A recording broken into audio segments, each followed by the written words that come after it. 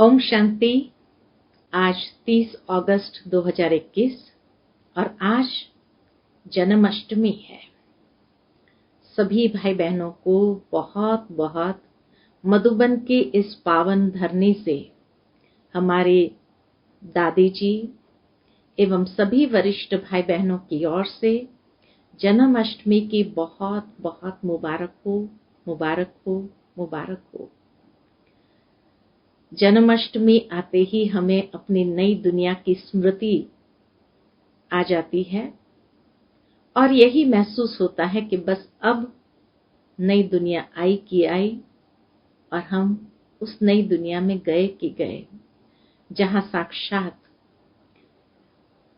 सबसे प्यारा श्री कृष्ण का जन्म होगा और हम सभी भी किसी न किसी रूप में, चाहे गोप गोपियों के रूप में, उसके साथी के रूप में, सखा के रूप में अवश्य होंगे और सभी श्री कृष्ण के साथ मौज आनंद मनाते जाएंगे। तो आज बाबा के मधुर महावाक्य है जिसमें बाबा हम बच्चों को रूहानी कारोबार सिखाते हैं। और रूहानी कारोबार कैसे करनी है, तो बाबा कहे तुम बच्चों को हर समय ये स्मृति रहे कि मैं रूह इस शरीर द्वारा कर्म करा रही हूं। और तब बाबा कहे सहज ही निर्विकारी बनते जाएंगे। तो सुनते हैं बाबा के मधुर महावाक्य। ओम शांति। मीठे बच्चे, तुम्हें अभी रूहानी कारोबार करनी है। रूह समझकर हर कर्म करने से आत्मा निर्विकारी बनती जाती है। आज की मुरली से प्रश्न है, स्वर्ग का वर्षा लेने अथवा स्वर्ग में ऊंच पद पाने का आधार क्या है? स्वर्ग का वर्षा लेने और स्वर्ग में ऊंच पद पाने का आधार क्या है? उत्तर है, ब्रह्मा कुमार कुमारी बने तो स्वर्ग का वर्षा मिल जाएगा। कितना सहज है स्वर्ग का वर्षा प्राप्त करना। जैसे ही ब्रह्मा कुमार कुमारी बने माना स्वर्ग का वर्षा मिल जाएगा। परंतु ऊंच पद पाने का आधार है पढ़ाई। अगर बाप का बनकर अच्छी रीति पढ़ाई पढ़ते रहे, पूरा पवित्र बने, तो राजाई पद मिलता है। तो ना, ऊंच पद का आधार अगर अच्छी रीति बाप का बन करके पढ़ाई पढ़ते रहे, पूरा पवित्र बने, तो राजाई पद मिलता है। कोई पूरा पढ़ते नहीं, कर्म बंधन है, पूरा पवित्र नहीं बने और शरीर छूट गया, तो प्रजा में भी साधारण पद पा लेंगे। ओम शांति। रूहानी बच्चों को रूहानी बाप समझा रहे हैं। यहाँ रूहानी कारोबार है। बाकी सारी दुनिया में जिस्मानी कारोबार है। वास्तव में कारोबार चलती है रूहों की। कारोबार चलती है रूहों की। आत्मा ही इस शरीर द्वारा पढ़ती है, चलती है, विकर्म करती है। इसलिए पतित आत्मा पाप आत्मा कहा जाता है। आत्मा ही सब कुछ करती है। इस समय सब मनुष्य देह अभिमानी है। मैं आत्मा हूं समझने बदले समझते हैं मैं फलाना हूं। मैं आत्मा हूं ये समझने बदले समझते हैं मैं फलाना हूं। यह व्यापार करता हूं, यह फलाने कामी क्रोधी है। शरीर का ही नाम लेते हैं। इसको कहा जाता है देह अभिमानी दुनिया। ये है देह अभिमानी दुनिया, जहाँ सारा समय देह और देह की बातें ही चलती है। तो बाबा कहे ये है देह अभिमानी दुनिया, उतरती कला की दुनिया। सतयुग में ऐसे नहीं होता। वहां देही अभिमानी होते हैं। तुमको देही अभिमानी बनाया जाता है। अपने को आत्मनिश्चय करो। मैं आत्मा ये शरीर रूपी चोला धारण कर पाठ बजाती हूँ। वह एक्टर्स भी भिन्न भिन्न कपड़ा बदली कर पार्ट बजाते हैं। बाप कहते हैं, तुम आत्माएं पहले शांति धाम में थी, तुम्हारा घर है शांति धाम। जैसे वह हद का नाटक होता है, यह फिर है बेहद का नाटक। सभी आत्माएं परमधाम से आकर शरीर धारण कर पार्ट बजाती है। आत्माओं का असल घर है परमधाम।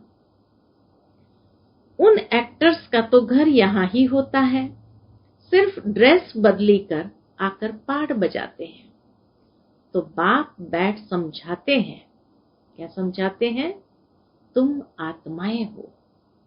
बाप तो बच्चे बच्चे ही कहेंगे, सन्यासी बच्चे बच्चे नहीं कहेंगे। ये अधिकार बाबा के पास ही है, जो हम बच्चों को बच्चे बच्चे कहेंगे।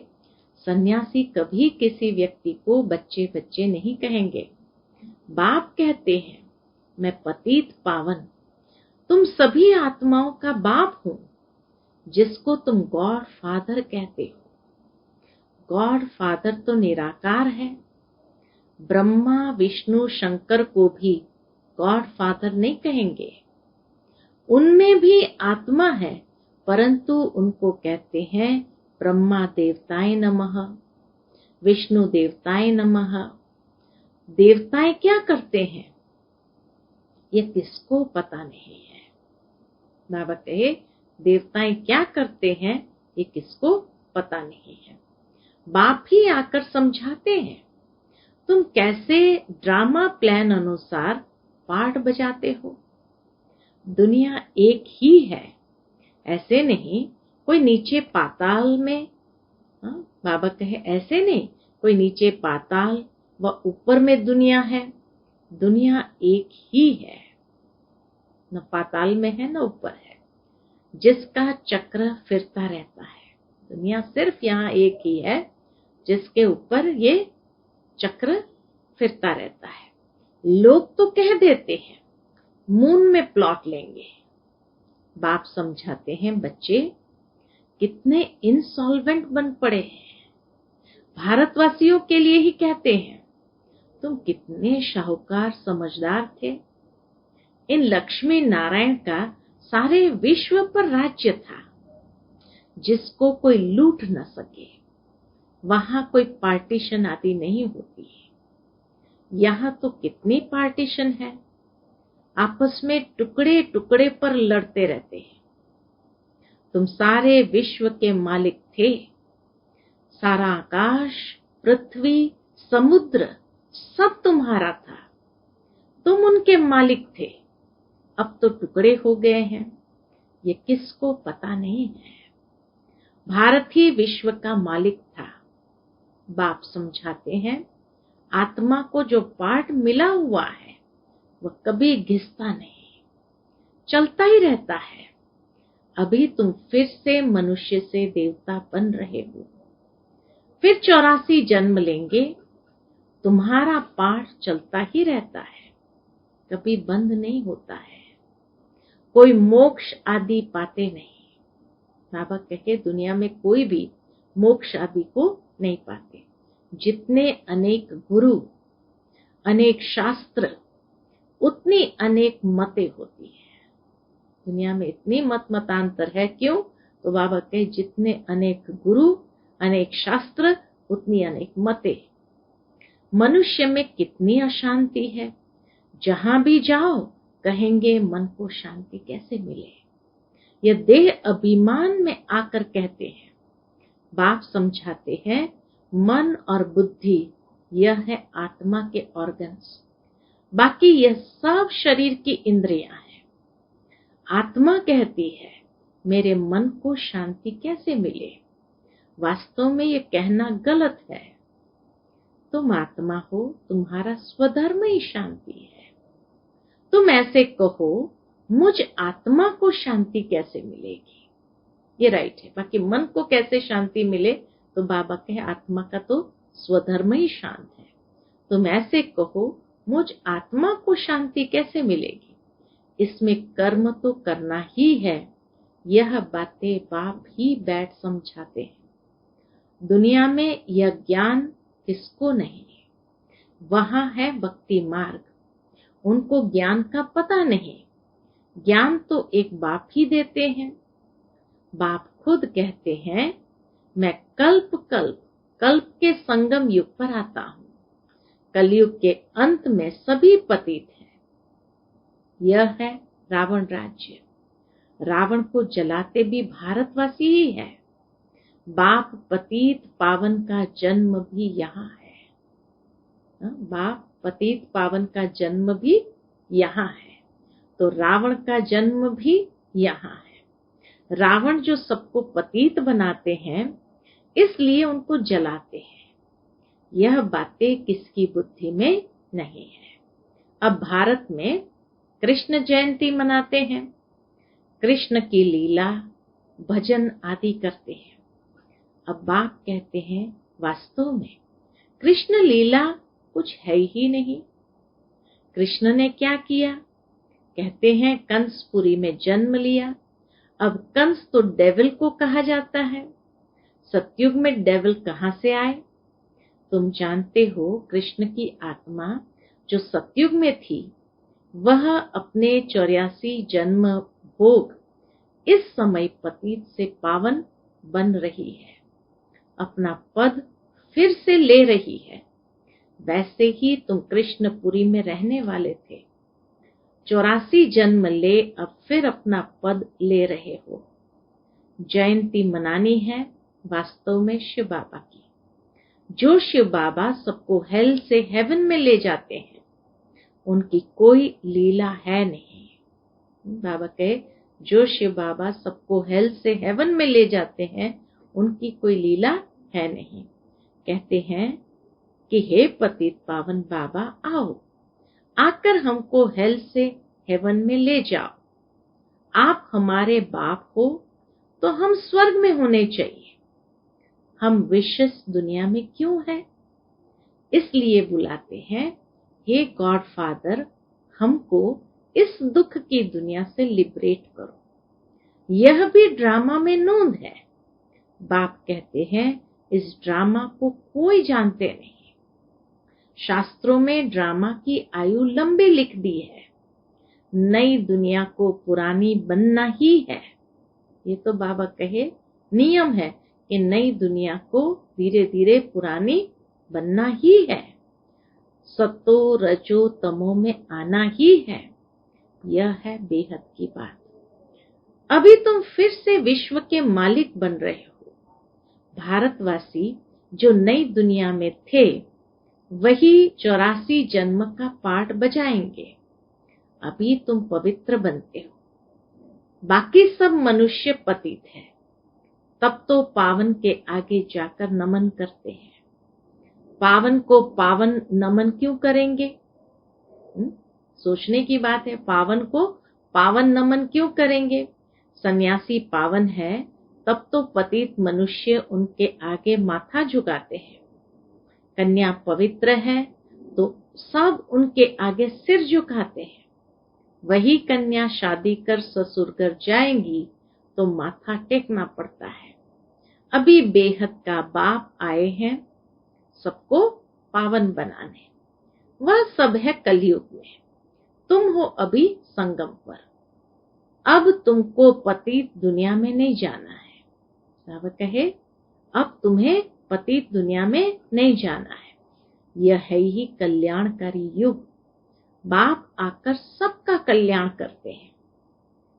तुम अभी कृष्ण जयंती मनाएंगे, नहीं तो लोग समझेंगे ये तो नास्तिक है।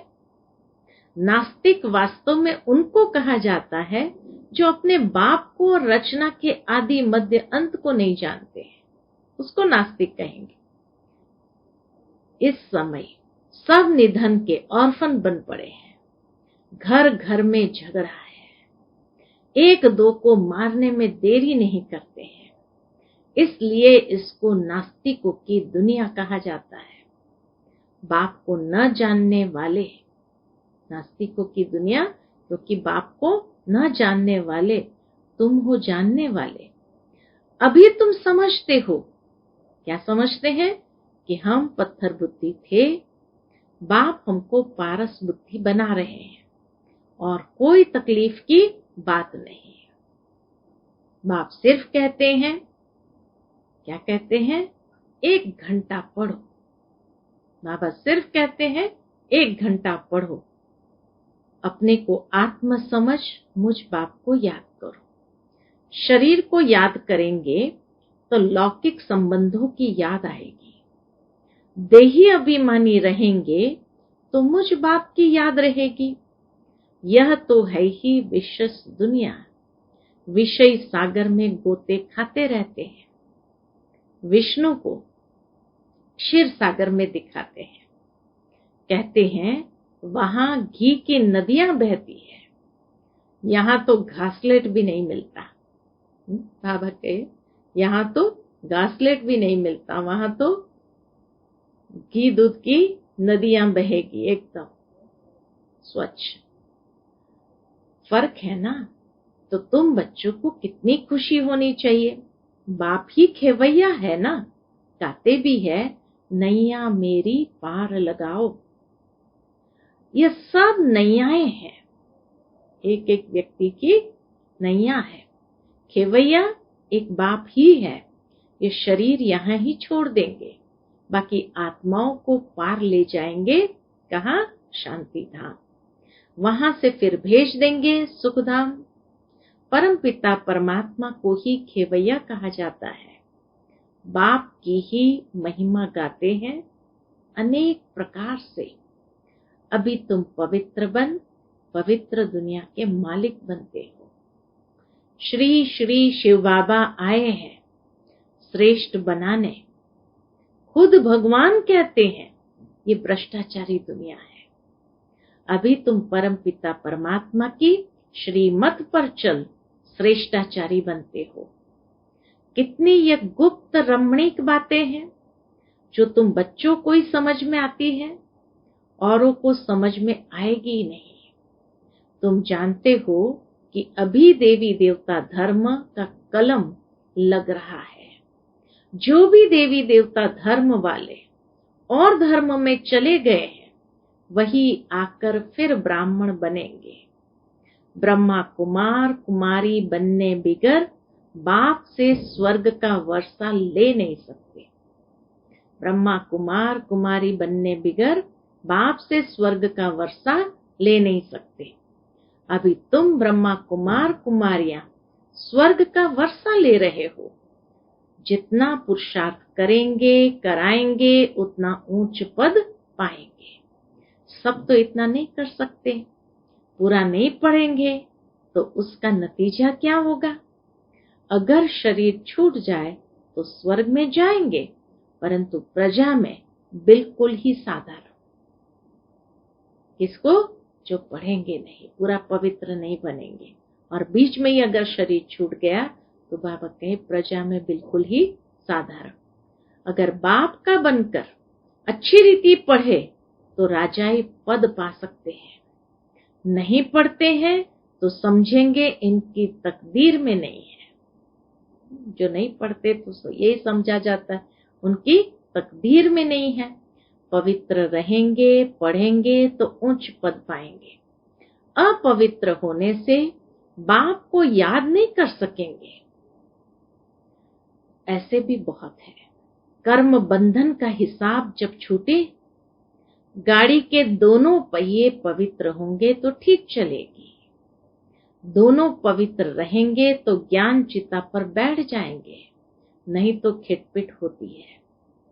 कई बच्चे कहते हैं कि बाबा हम तो जानते हैं श्री कृष्ण सतयुग का पहला प्रिंस है, तो क्यों नहीं कुछ मनाए। तो बच्चे बाबा को कहते हैं हम तो जानते हैं श्री कृष्ण सतयुग का पहला प्रिंस है, तो क्यों नहीं कुछ मनाए। अच्छा, हम कृष्ण की आत्मा को बुला भी सकते हैं, आखिर खेल पाल करेगी। शुरू में ये पाठ बहुत चला जो श्री कृष्ण के संस्कार को बाबा इमर्ज कर देते थे किसी न किसी संदेशी के अंदर, और अनेक प्रकार के खेल पाल करते थे। रास करेंगे और क्या करेंगे। गोप गोपियां तो यहाँ ही होते हैं, वहां तो प्रिंस प्रिंसेस आपस में मिलते हैं तो रास करते हैं, सोने की मुरली बजाते हैं। काठ की मुरली नहीं होती है, सोने की मुरली होती है तो वो बजाते हैं। ये सब खेल पाल तुम पिछाड़ी में देखेंगे, ये सब पाठ चलेंगे। शुरू में दिखाया गया है, फिर तुम पाप पुरुषार्थ में लग गए। शुरू में बाबा ने ऐसे कई खेल पाल दिखाए, फिर बाबा ने सबको पुरुषार्थ में लगा दिया। फिर तुम पुरुषार्थ में लग गए हो, अब फिर पिछाड़ी में साक्षात्कार होना शुरू होगा। कौन कौन किस पद को पाएंगे यह तुम जानते हो। बाप बैठ ये सब राज समझाते हैं, तुमसे पूछते हैं वेदों शास्त्रों को मानते हो? बोलो हाँ, हम क्यों नहीं मानते हैं। ये सब भक्ति मार्ग की सामग्री है, इनमें कोई ज्ञान नहीं है। ज्ञान देने वाला तो एक है। ज्ञान मिलता है तो भक्ति आपे ही छूट जाती है। तुम मंदिर में भी जाएंगे तो बुद्धि में रहेगा कि ये लक्ष्मी नारायण फिर अब नई दुनिया में राज्य करेंगे। बाप बच्चों को समझाते हैं, बाबा कहे बाप बच्चों को समझाते हैं, दोनों तरफ तोड़ निभाना है। गृहस्थ व्यवहार में रहते पवित्र बनना है। श्रीमत कहती है पूरे पवित्र बनो, पूरा वैष्णव बनो और विष्णुपुरी का राज्य लो। अच्छा, मीठे मीठे सिकिलते बच्चों प्रति माता पिता बाप दादा का याद प्यार और गुड मॉर्निंग। रूहानी बाप की रूहानी बच्चों को नमस्ते। हम सब रूहानी बच्चों की रूहानी माता पिता बाप दादा को याद प्यार, गुड मॉर्निंग और नमस्ते नमस्ते। शुक्रिया बाबा, शुक्रिया। आज की मुरली से धारणा के लिए मुख्य सार है। पहली पॉइंट, योग द्वारा कर्म बंधन का हिसाब किताब चुकतू कर पावन बनना है। योग द्वारा कर्म बंधन का हिसाब किताब चुकतू कर पावन बनना है। ज्ञान चिता पर बैठना है। पूरा पूरा वैष्णव अर्थात पवित्र बनना है। दूसरी पॉइंट, अपने शांत स्वधर्म में स्थित रहना है। सबको शांति धाम की याद दिलानी है। कभी भी अशांत नहीं होना है। आज का बाबा का मधुर वरदान है, नॉलेज द्वारा रावण के बहु रूपों को जानकर उसकी अट्रैक्शन से मुक्त रहने वाले हिम्मतवान भव। बहुत अच्छी बात बाबा ने कही। नॉलेज द्वारा रावण के बहु रूपों को जानकर उसकी अट्रैक्शन से, उसके आकर्षण से मुक्त रहने वाले हिम्मतवान भव। जो बच्चे नॉलेज द्वारा अर्थात ज्ञान द्वारा, समझ द्वारा रावण के बहु रूपों को अच्छी तरह से जान गए हैं, उनके आगे वह नजदीक भी नहीं आ सकता। रावण नजदीक भी नहीं आ सकता, क्योंकि पहचान गए उसको। चाहे सोने का चाहे हीरे का रूप धारण करे, लेकिन उसकी अट्रैक्शन में नहीं आएंगे, अर्थात उसके आकर्षण में नहीं आएंगे। ऐसी सच्ची सीताएं बन लकीर के अंदर रहने का लक्ष्य रख, हिम्मतवान बनो। मूल आधार क्या कि जिससे रावण हमारे समीप भी नहीं आएगा, उसकी कोई आकर्षण हमें फंसा नहीं सकती। बाबा कहे ऐसी सच्ची सीताएं बन लकीर के अंदर रहने का लक्ष्य रख, हिम्मतवान बनो। फिर यह रावण की बहुसेना वार करने के बजाय आपकी सहयोगी बन जाएगी। प्रकृति के 5 तत्व और 5 विकार ट्रांसफर होकर आपकी सेवा के लिए आएंगे। आज का बाबा का स्लोगन है, सेवाओं में सफलता प्राप्त करना है तो निर्माण चित्त की विशेषता को धारण करो। सेवाओं में सफलता प्राप्त करना है तो निर्माण चित्त की विशेषता को धारण करो। अच्छा, ओम शांति।